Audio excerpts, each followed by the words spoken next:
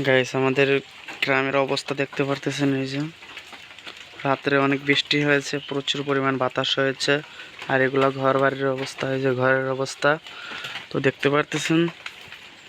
ঘরের অবস্থা কিন্তু বিশাল হাল। কি অবস্থা হয়েছে, চারপাশের বেড়া সরিয়ে গিয়েছে বাতাসে।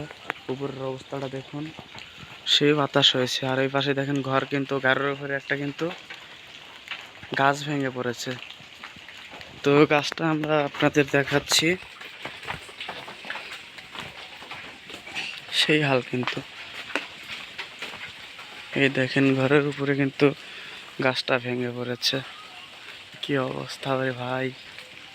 তো রাত্রে অনেক প্রচুর পরিমাণ বৃষ্টি হয়েছে এখানে। এই দেখেন গাছের শিবাটা উপড়ে গেছে, ওই যে। এই হলো অবস্থা রে ভাই। অল্পের জন্য মানুষটা বেঁচে গেছে। তো ক্ষয়ক্ষতি তো এরকম কোনো একটা হয় নাই কে, তো শুধু গাছটা ভেঙে পড়েছে। আকাশের অবস্থা মোটামুটি এখনও কিন্তু প্রচুর পরিমাণ খারাপ, বৃষ্টি আবার হতে পারে, বলা যায় না। তো দেখতে থাকুন।